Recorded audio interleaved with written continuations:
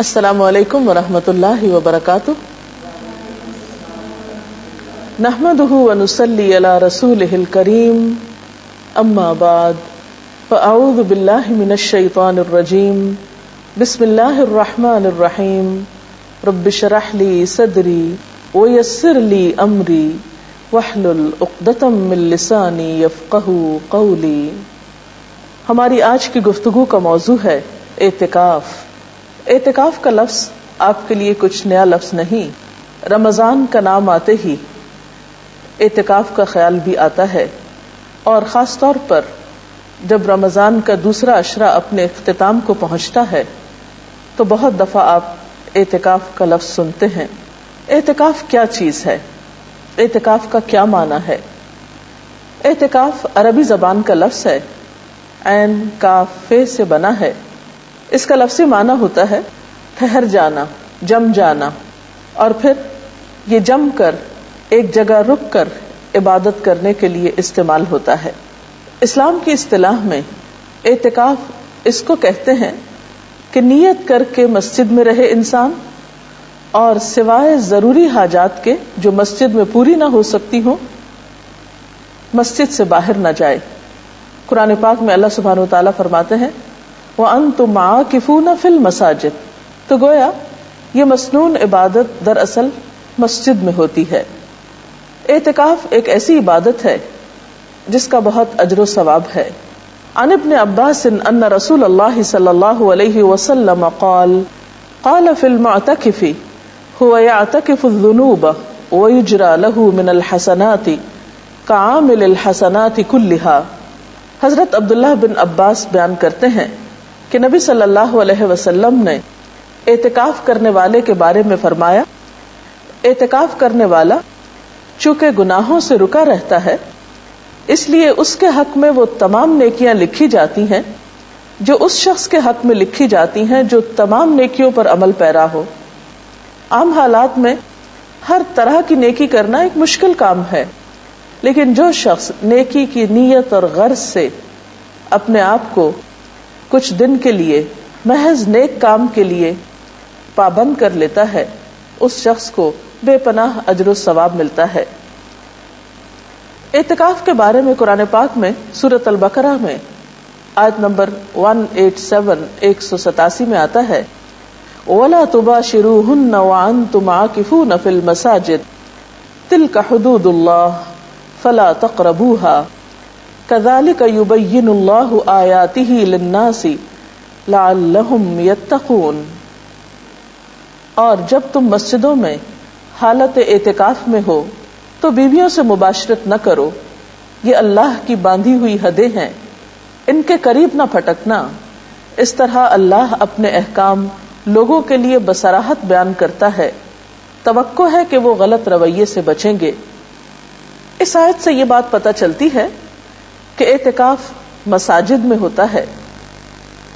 اگرچہ اعتکاف رمضان کے علاوہ بھی ہوتا ہے، لیکن رمضان میں چونکہ ہر نیکی کا اجر زیادہ ہو جاتا ہے، اور ویسے بھی رمضان میں اعتکاف فرض کفایہ کی حیثیت رکھتا ہے، اس لیے عموماً اعتکاف رمضان میں ہی کیا جاتا ہے. اعتکاف ایک دن کا بھی ہو سکتا ہے اور زیادہ کا بھی. نبی صلی اللہ علیہ وسلم عموماً آخری عشرے میں اعتکاف فرمایا کرتے تھے. آپ کے اس طرز عمل کے بارے میں حضرت ابو ہریرہ رضی اللہ تعالی عنہ بیان کرتے ہیں کہ نبی اکرم صلی اللہ علیہ وسلم کے سامنے ہر سال ایک بار قرآن پڑھا جاتا. جس سال آپ نے وفات پائی اس سال آپ کے سامنے 2 بار قرآن مجید ختم کیا گیا. اسی طرح ہر سال آپ 10 دن اعتکاف فرماتے، لیکن جس سال آپ نے وفات پائی 20 دن کا اعتکاف فرمایا. حضرت عائشہ سے روایت ہے نبی صلی اللہ علیہ وسلم رمضان مبارک کا آخری عشرہ اعتکاف فرمایا کرتے تھے یہاں تک کہ آپ نے وفات پائی. آپ کے بعد آپ کی ازواج مطہرات نے بھی اعتکاف کیا. اس سے پتہ چلتا ہے کہ یہ عبادت مردوں کے علاوہ خواتین بھی کر سکتی ہیں. حضرت عبداللہ بن عمر بیان کرتے ہیں کہ نبی صلی اللہ علیہ وسلم جب اعتکاف کا ارادہ فرماتے تو توبہ والے ستون کے ساتھ یا تو آپ کے لیے بستر بچھا دیا جاتا یا آپ کی چارپائی بچھا دی جاتی۔ توبہ والا ستون وہ خاص ستون ہے جس کے ساتھ کچھ لوگوں نے اپنے آپ کو باندھ لیا تھا اس غرض سے کہ ان کی ایک کوتاہی پر جب تک اللہ تعالیٰ معاف نہیں فرمائیں گے وہ اپنے آپ کو وہاں سے الگ نہیں کریں گے۔ اس حدیث سے یہ بات بھی پتہ چلتی ہے کہ آپ صلی اللہ علیہ وسلم نے اعتکاف کی حالت میں چارپائی کا استعمال بھی کیا۔ حضرت عائشہ رضی اللہ تعالیٰ عنہ فرماتی ہے کہ اعتکاف کرنے والوں کے لیے اعتکاف کے معاملے میں سنت یہ ہے کہ وہ نہ مریض کی عیادت کرے، نہ جنازے میں جائے، نہ عورت کو ہاتھ لگائے، نہ اس سے مباشرت کرے، نہ کسی حاجت کے لیے مسجد سے نکلے بجز اس حالت کے کہ جس کے لیے مسجد سے نکلنے کے سوا کوئی چارہ نہ ہو، اور اعتکاف روزے کے بغیر نہیں ہوتا۔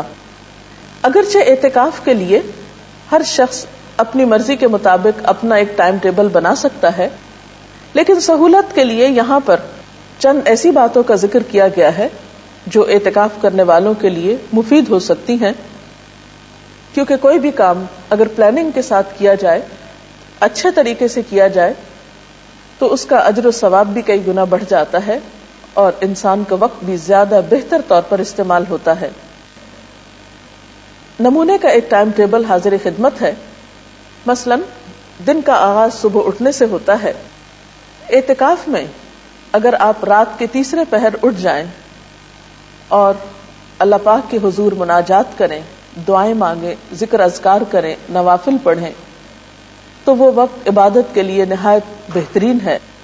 حضرت ابو ہریرہ رضی اللہ تعالی عنہ سے روایت ہے کہ رسول اللہ صلی اللہ علیہ وسلم نے فرمایا، ہمارا رب جب آخر تہائی حصہ رات کا باقی رہ جاتا ہے تو آسمان دنیا پر اترتا ہے اور فرماتا ہے، کون مجھ سے دعا کرتا ہے کہ میں اس کی دعا قبول کروں؟ کون مجھ سے کچھ مانگتا ہے کہ میں اس کو دوں؟ کون مجھ سے گناہوں کی معافی چاہتا ہے کہ میں اس کے گناہ معاف کر دوں؟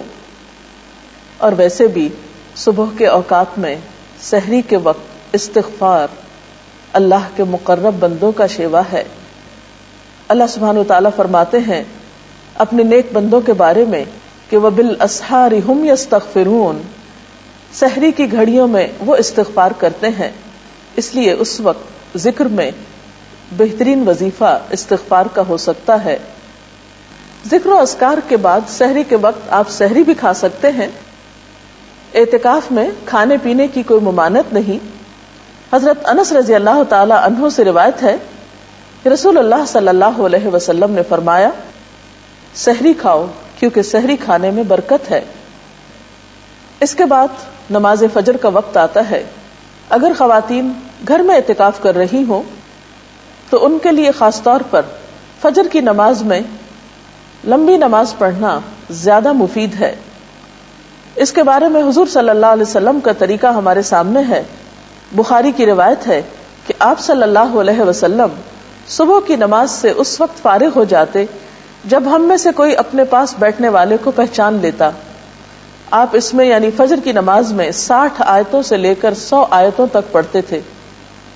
تو اس سے پتہ چلتا ہے کہ ایک تو فجر کی نماز ذرا جلدی شروع کر لینی چاہیے، یعنی وقت ہوتے ہی اندھیرے میں۔ دوسرے یہ کہ وہ تمام نمازوں سے زیادہ لمبی نماز ہونی چاہیے جس میں 60 سے 100 آیات تک پڑھی جائیں اگر زبانی یاد ہو، اور اس کے لیے ظاہر ہے کہ پھر زبانی قرآن پاک یاد کرنے کی بھی کوشش کرنی چاہیے، تبھی اس سنت پر عمل ہو سکتا ہے۔ نماز فجر کے بعد صبح شام کے مسنون اذکار پڑھے جا سکتے ہیں۔ قرآن پاک میں اللہ سبحانہ وتعالیٰ فرماتے ہیں، یا ایھا الذین آمنوا اذکروا اللہ ذکرا کثیرا وسبحوہ بکرۃ واصیلا، اے لوگو جو ایمان لائے ہو، اللہ کو کثرت سے یاد کرو اور صبح و شام اس کی تسبیح کرتے رہو۔ نبی اکرم صلی اللہ علیہ وسلم نے بھی فرمایا کہ مجھے ایسے لوگوں کے ساتھ بیٹھنا حضرت اسماعیل علیہ السلام کی اولاد میں سے 4 غلاموں کو آزاد کرنے سے زیادہ پسند ہے جو نماز فجر سے طلوع آفتاب تک اللہ کا ذکر کرتے ہیں۔ تو اس سے پتہ چلتا ہے کہ یہ وقت ذکر کے لیے بہت بہترین ہے، اور ایسے لوگوں کے ساتھ بیٹھنے کو جو اس وقت ذکر کر رہے ہوں اللہ کے رسول صلی اللہ علیہ وسلم نے پسند فرمایا ہے۔ اور جس کی محفل میں اللہ کے رسول صلی اللہ علیہ وسلم بیٹھنا پسند کرے، پھر اس کی شان کیا ہو سکتی ہے؟ اس سے بڑھ کر اس کے لیے اعزاز کیا ہو سکتا ہے؟ ان اذکار کے علاوہ اس وقت آپ قرآن پاک کی تلاوت کر سکتے ہیں، کیونکہ قرآن پاک کی تلاوت کے لیے بھی یہ وقت بہت موزوں ہے۔ سورۃ بنی اسرائیل میں اللہ تعالیٰ فرماتے ہیں ان قرآن الفجر کان مشہودا، بے شک صبح کا قرآن حاضر کیا جاتا ہے، یعنی اس وقت فرشتے حاضر ہوتے ہیں۔ پھر اسی طرح اگر آپ اپنے اعتکاف ہی کی جگہ پر نماز، ذکر، تلاوت کے بعد سورج طلوع ہونے کا انتظار کریں، ذکر میں مشغول رہیں حتیٰ کہ نماز اشراق کا وقت ہو جائے، تو اس کو بھی ساتھ ہی ادا کر لیں۔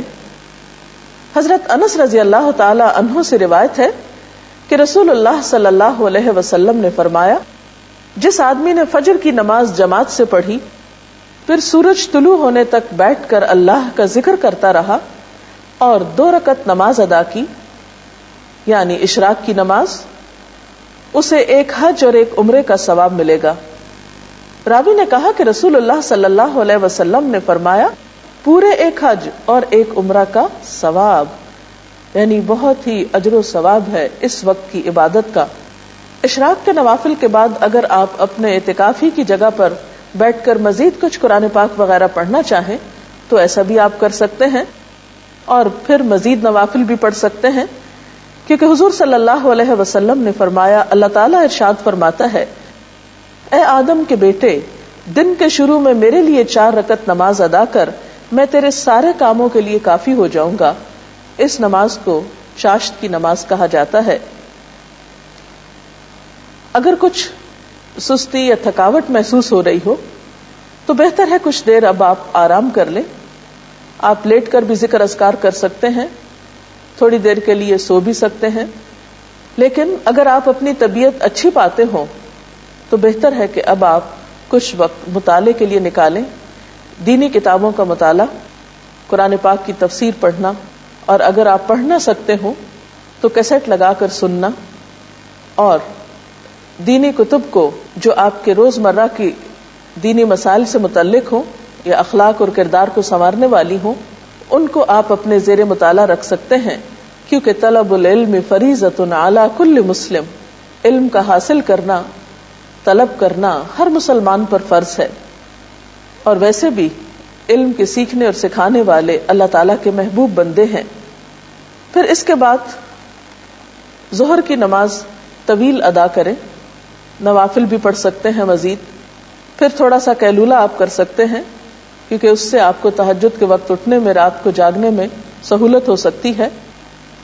نماز ظہر کے بعد، قیلولہ کے بعد آپ کچھ وقت قرآن پاک کی کچھ سورتوں کو حفظ کرنے کے لیے، اور اگر آپ حافظ قرآن ہیں اللہ کے فضل سے تو اپنے دہرائی کے لیے اس وقت کو استعمال کر سکتے ہیں، کیونکہ قرآن پاک اگر دہرایا نہ جائے تو انسان کو بھول جاتا ہے۔ عصر کی نماز بھی اسی طرح خوب اچھی طرح ادا کریں، طہارت وغیرہ کا اچھا اہتمام کریں، اور عصر کی نماز کو تاخیر سے نہیں پڑھیں، کیونکہ آپ صلی اللہ علیہ وسلم نے دھوپ کے پیلا پڑنے پر عصر کی نماز پڑھنے والے کو منافق قرار دیا ہے، اور قرآن پاک میں بھی اس نماز کی حفاظت کی بہت تاکید آئی ہے، حافظوا علی الصلوات والصلاة الوسطی وقوموا للہ قانتین، اپنی نمازوں کی حفاظت کرو، خصوصاً درمیانی نماز کی، اور اللہ کے آگے اس طرح کھڑے ہو جاؤ جیسے فرما بردار غلام کھڑے ہوتے ہیں۔ عصر سے لے کر مغرب تک کا وقت، اس میں آپ تسبیحات کر سکتے ہیں، اور اس وقت بھی ذکر کرنا نہایت پسندیدہ ہے۔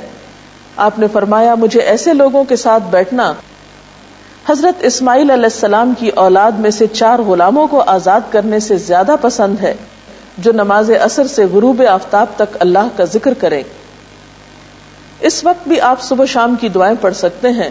اس کے علاوہ کچھ اور تسبیحات، مثلا سبحان اللہ و بحمدہ سبحان اللہ العظیم، استغفر اللہ ربی من کل ذنب و اتوب الیہ، اللہم صلی وسلم علی نبینا محمد، لا حول ولا قوة الا باللہ العلی العظیم، لا الہ الا انت سبحانک انی کنت من الظالمین، یا حی یا قیوم برحمتک استغیث، یہ ذکر کے کچھ مخصوص کلمات ہیں. اپنی سہولت کے مطابق آپ جس جس کی چاہیں جتنی مرتبہ چاہیں تسبیح کر سکتے ہیں. اس کے بعد افطار کا وقت قریب ہوگا، پھر دعائیں خوب مانگیں کیونکہ افطاری کے وقت دعائیں قبول ہوتی ہیں. افطار میں کوشش کریں کہ آپ ہلکا کھانا پینا رکھیں، کیونکہ افطاری کے وقت اگر آپ بہت زیادہ کھا پی لیں تو آئندہ کی عبادت مشکل ہو جاتی ہے، کیونکہ اعتکاف میں انسان کہیں چل پھر بھی نہیں سکتا. اس لیے غذا کے بارے میں خاص احتیاط کی ضرورت ہے. ایسی غذاؤں سے بچیں کہ جن کی وجہ سے آپ کے معدے پر بوجھ ہو، آپ کی طبیعت میں سستی ہو اور آپ یکسوئی اور شوق کے ساتھ اللہ کی عبادت نہ کر پائیں. نماز مغرب میں خوب دل لگا کر خشوع و خضوع کے ساتھ نماز ادا کریں. اس کے بعد اگر آپ چاہیں تو کھانا کھا سکتے ہیں. کھانے کے بعد نماز عشاء سے پہلے اگر آپ وقت مقرر کر لیں کہ کچھ دعائیں جو آپ صلی اللہ علیہ وسلم مختلف مواقع کی مناسبت سے پڑھتے تھے ان کو یاد کر لیں تو یہ بھی ایک اچھی کوشش ہوگی. مثلا گھر سے نکلتے وقت کی دعا، گھر میں داخل ہوتے وقت کی دعا، سواری پہ بیٹھتے وقت کی دعا، اسی طرح آئینہ دیکھنے کی دعا وغیرہ وغیرہ. صبح شام کے بہت سے ایسے اذکار موجود ہیں کہ جنہیں آپ اپنی عادت بنانے کے لیے زبانی یاد کر سکتے ہیں اور جس سے آپ کی زندگی برکتوں سے مالا مال ہو سکتی ہے. پھر اسی طرح کوشش کریں کہ تراویح کی نماز بہت اچھی طرح اور طویل ادا ہو، کیونکہ آپ صلی اللہ علیہ وسلم کی اس نماز کے بارے میں حضرت عائشہ فرماتی ہیں کہ مت پوچھو ان کے حسن کے بارے میں اور ان کے طول کے بارے میں کہ کتنی لمبی رکعتیں ہوتی تھیں آپ کی رات کی نماز کی اور کتنے خوبصورت طریقے سے آپ ان کو ادا کرتے تھے. صرف تعداد پوری کرنے، گنتی پوری کرنے کی کوشش نہ کریں، بلکہ آپ صلی اللہ علیہ وسلم کی سنت پر عمل کرتے ہوئے طویل قیام، طویل رکوع اور طویل سجدوں کی بھی کوشش کریں. معلوم نہیں زندگی میں آئندہ یہ موقع ملے یا نہ ملے، تو ان فرصت کے لمحات سے خوب فائدہ اٹھائیں. اس کے بعد آپ رات کو آرام کر سکتے ہیں. آرام کے لیے بھی آپ مسنون طریقہ اختیار کریں. دائیں کروٹ پہ لیٹیں، دایاں ہاتھ دائیں گال کے نیچے رکھتے ہوئے مسنون دعا پڑھیں، آیت الکرسی پڑھیں، اور اس طرح آپ صبح سے لے کر رات تک، جاگنے سے لے کر سونے تک مسلسل عبادت کی حالت میں رہیں گے.